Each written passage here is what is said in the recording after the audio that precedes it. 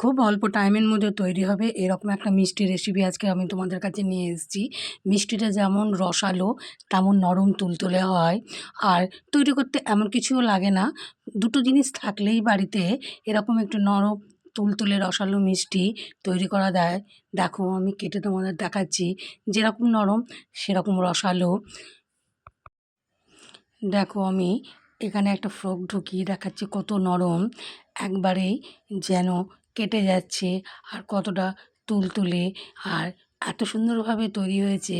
ভেতরটাও যেমন সুন্দর হয়েছে তেমন বাইরের কালারটাও খুব সুন্দর এসেছে। আমি তো কেটেই প্রথম পিসটা নিজেই খেয়েছি।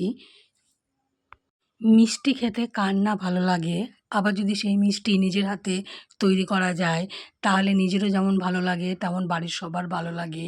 দেখো কতটা জুসি হয়েছে এই মিষ্টিটা, আমি একেবারে ভেঙে টুকরো করেও তোমাদের দেখিয়েছি। আর নিজের হাতের মিষ্টি যদি সবাইকে খাওয়ানো যায় তাতে সবাই খুশি হয়, আর নিজের মনটাও খুশিতে পড়ে যায়।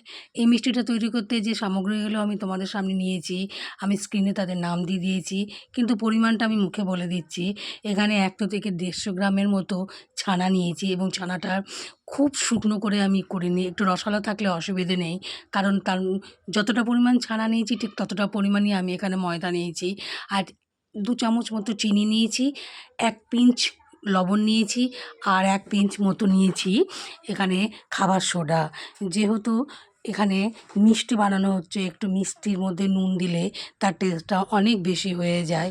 এবার এই সামগ্রীগুলো খুব ভালো করে আমি মিশিয়ে নেব, মানে যেমন আমরা আটা মাখার সময় একটা ডো তৈরি করি ঠিক সেরকম একটা ডো তৈরি করে নেব, তবে ডোটা খুব নরম হবে।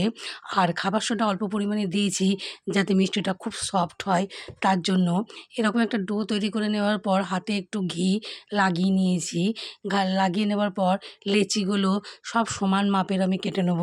আমার এখানে 150 গ্রাম ছানাতে মোটামুটি 6টা লেচি বা 6টা মিষ্টি আমি তৈরি করতে পারবো। 6টা লেচি কেটে নিয়েছি তার জন্য, এবং লেচিগুলোকে একটা নির্দিষ্ট শেপ দেওয়ার জন্য আমি এখানে ওভাল শেপের এই মিষ্টিগুলোকে তৈরি করব। তোমরা চাইলে এখানে অন্য কোনো শেপ দিতে পারো, তাতে কোনো অসুবিধে নেই। আমার মনে হলো ওভাল শেপটা দিলে দেখতে ভালো লাগবে, তার জন্যই আমি ওভাল শেপটা এখানে দিয়ে দিলাম। ঠিক এরকমভাবে দেখিয়ে দিচ্ছি আমি যেরকমভাবে তৈরি করেছি, তোমরা যেরকম শেপ চাইবে সেরকম শেপ দিতে পারো, অসুবিধে নেই। সব লিচিগুলোকে এরকমভাবে শেপ দিয়ে নিয়ে আমি মিষ্টিগুলোকে রেডি করে নেব। মিষ্টি রেডি করতে বেশিক্ষণ লাগে না, খুব অল্প টাইমের মধ্যেই এই শেপগুলো দিয়ে নেব। দিয়ে নেবার পর আমি একটা মিষ্টি শিরা আগে তৈরি করে নেব। সেই মিষ্টি শিরা তৈরি করতে 1 কাপ চিনি নেব, আর তার সাথে আমি 1.5 কাপ জল নেব। জল নিয়ে শিরাটাকে তৈরি করব। শিরাটা খুব গাঢ় হবে না, আবার খুব পাতলা হবে না। হাত দিয়ে একটু দেখে নেব যাতে চিটচিটে হয়ে যায়, চিটচিটে হলেই হয়ে যাবে, কারণ গরম গরম আমি ভেজে এই মিষ্টির রসের মধ্যে দেবো, তখন মিষ্টির রসটা অনেকটাই কমে যাবে। এবার আমি ফ্রাই প্যানের মধ্যে সাদা তেল গরম করতে দিয়েছিলাম, সেই সাদা তেল লো ফ্লেমে আমি দিয়েছি।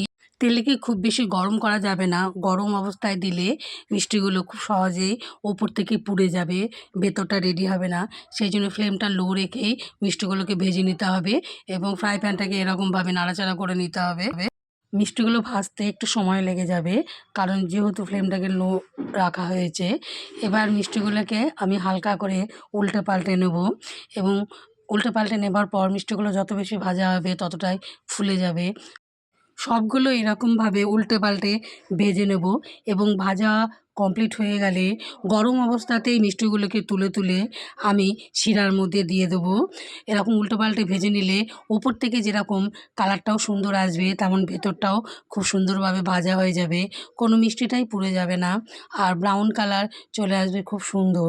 এরকমভাবে দেখো আমি খুব ভালো করে নাড়াচাড়া করে মিষ্টিগুলোকে ভেজে নিলাম, এবং ভেজে নেবার পর গরম গরম আমি তুলে মিষ্টির রসের মধ্যে দিয়ে দেবো। যেহেতু আমার রসটা এখানে একটু ঠান্ডা হয়ে গিয়েছে, মিষ্টিগুলো দেবার পর আমি রসটাকে আরও 5 মিনিটের জন্য ফুটিয়ে নেব, তাহলে এই মিষ্টিগুলোর ভেতর রসগুলো খুব ভালো করে চলে যাবে। মিষ্টির রসটা যত বেশি ফোটাবো মিষ্টিটা তত বেশি নরম হবে, আর ততটা ফোলা ফোলা হবে, মানে জুসি হবে। আমার রেসিপিটা তোমাদের কেমন লাগলো কমেন্ট করো, আর একবার বানিয়ে দেখার অনুরোধ রইলো। আর আমার চ্যানেলে তোমরা যদি প্রথম হয়ে থাকো, আমার চ্যানেলটাকে সাবস্ক্রাইব করে পাশে বেল চিহ্নটাকে প্রেস করো, তাহলে আমার ভিডিও নোটিফিকেশনগুলো তোমরা সব পেয়ে যাবে। এবার দেখো আমি গ্যাস বন্ধ করে দিয়ে ঠান্ডা করেছি এবং সার্ভ করে নিয়ে এসেছি। দেখতে যতটাই ভালো লাগে, যতটা জুসি, যতটা নরম তুলতুলে, খেতেও ততটা টেস্টি হয়। একবার বানিয়ে দেখো, দেখবে অবশ্যই ভালো লাগবে। আবার দেখা হবে অন্য আরেকটা রেসিপি নিয়ে। টাটা।